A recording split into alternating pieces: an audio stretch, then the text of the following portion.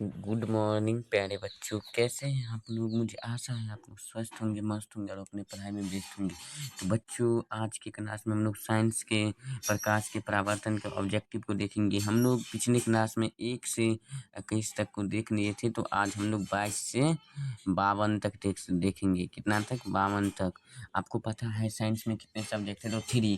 Physics, chemistry, bio. तो physics का first chapter का हम ऑब्जेक्टिव अभी करा रहे हैं। बोल रहा है एक अवतल दर्पण की फोकस दूरी 10 सेंटीमीटर, तो यानी कि एफ 10 सेंटीमीटर है। एफ कितना है? 10 सेंटीमीटर है। उसके बाद बोल रहा है उसकी वक्रता त्रिज्या क्या है। तो आपको यहाँ पूछ रहा है आपको यहाँ पे पूछ रहा है आर कितना है।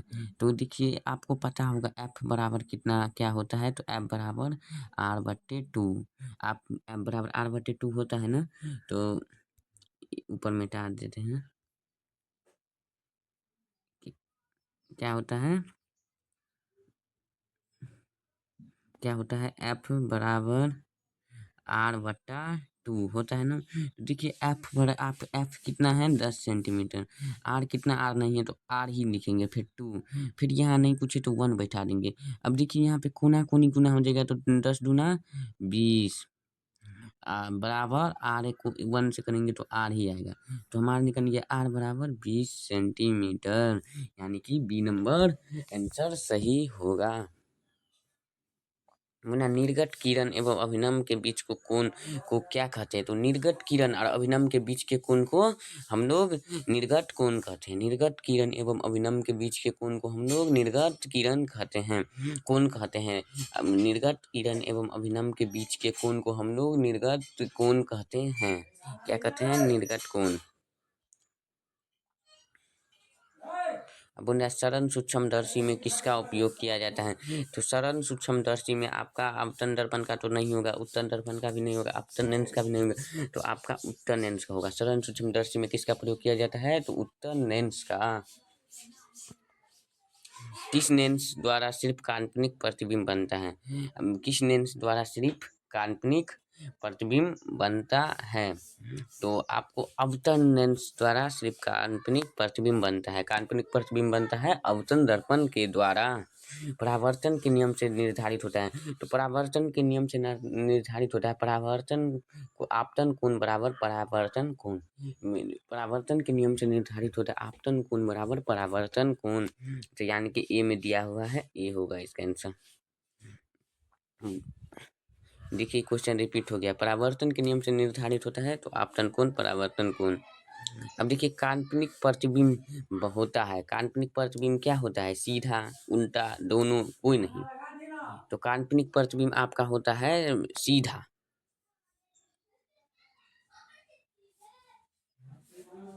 सीधा काल्पनिक प्रतिबिंब आपका क्या होता है? सीधा। अब बोला लेंस के मुख्य फोकस की संख्या कितनी होती है? तो लेंस के 2 फोकस होते हैं। कितने फोकस होते हैं? 2। तो 2 देखिए कहाँ है? यहाँ है, यानी कि लेंस के फोकस की संख्या 2 होती है।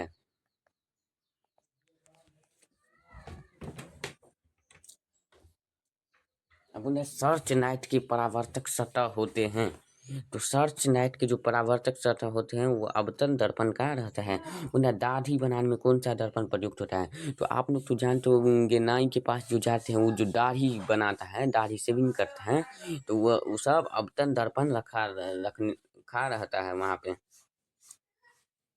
एक उत्तल लेंस की क्षमता 1 डायोप्टर है, तो उस लेंस की फोकस दूरी होगी।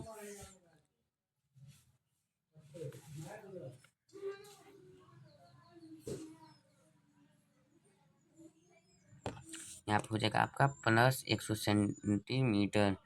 किसी गोलीय दर्पण तथा किसी पतले गोलीय लेंस की दोनों की फोकस दूरियां -15 सेंटीमीटर है तथा लेंस समवत है।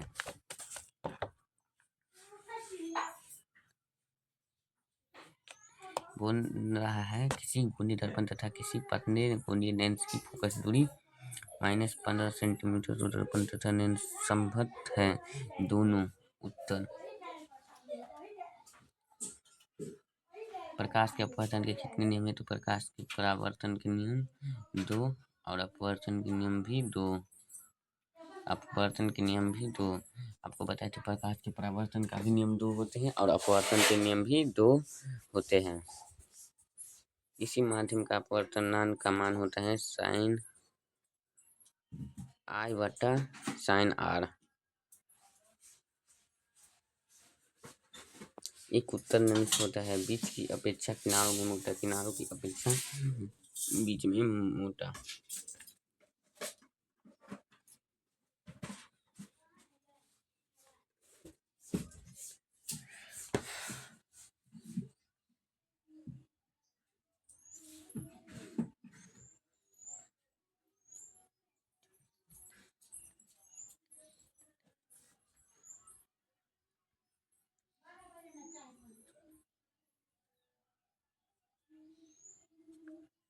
बोला है किसी माध्यम के अपवर्तनांक का मान होता है तो आपका किनारों की अपेक्षा बीच में मोटा।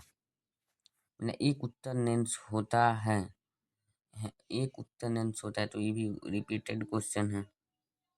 अपतन लेंस का आवर्धन m बराबर होता है तो m बराबर आपका होता है v बट्टा u। गोलीय दर्पण में फोकसांतर एवं वक्रता त्रिज्या में संबंध है। देखिए f बराबर कितना होता है r/2 होता है ना। तो आप देखिए यहाँ पे 2f बराबर r तो भी तो हो सकता है। r बराबर 2/f 2 गुने f। सोलर कुकर में प्रयोग किया जाता है तो अवतल दर्पण उत्तल लेंस में बना प्रतिबिंब होता है बराबर और सीधा, वास्तविक और उल्टा। वास्तविक और सीधा बराबर और सीधा उत्तल लेंस में बनता है। उत्तल लेंस में जब बिंब f और 2f के बीच रखा जाए तब प्रतिबिंब बनता है छोटा और वास्तविक। उत्तल लेंस में जब बिंब f और 2 के बीच रिपीटेड क्वेश्चन है। दो वक्रीय पृष्ठों से घिरे माध्यम को कहते हैं। दो वक्रीय पृष्ठ से घिरे ठोस माध्यम को हम लोग कहते हैं गोलीय दर्पण। दो वक्रीय पृष्ठ से घिरे ठोस माध्यम को कहते हैं गोलीय। वह गोलीय दर्पण जो बाहर की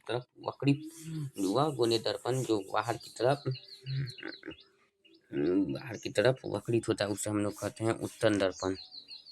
गोलीय दर्पण के परावर्तक पृष्ठों केंद्र को दर्पण का कहा जाता है ध्रुव।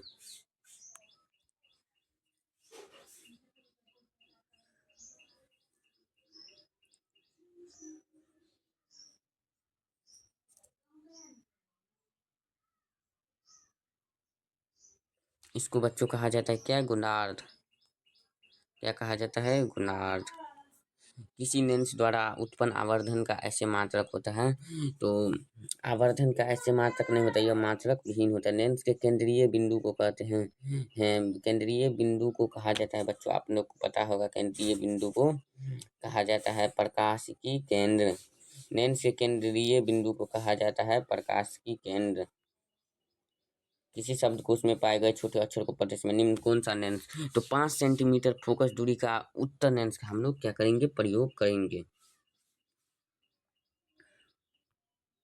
इनमें से कौन दर्पण का सूत्र है तो 1/v बटा 1/u बराबर 1/f। रहने दीजिए बच्चों, आज तक गोलीय दर्पण को वक्रता केंद्र S पर निरूपित किया जाता है तो C। आपको पता होगा वक्रता केंद्र को हम लोग C से निरूपित करते हैं। तो आज तक यह इतना ही क्लास था। थैंक यू बच्चे। आप अगले क्लास की आप लोग कमेंट करिए अगले क्लास कौन सा सब्जेक्ट का होना चाहिए। तब के लिए नमस्कार।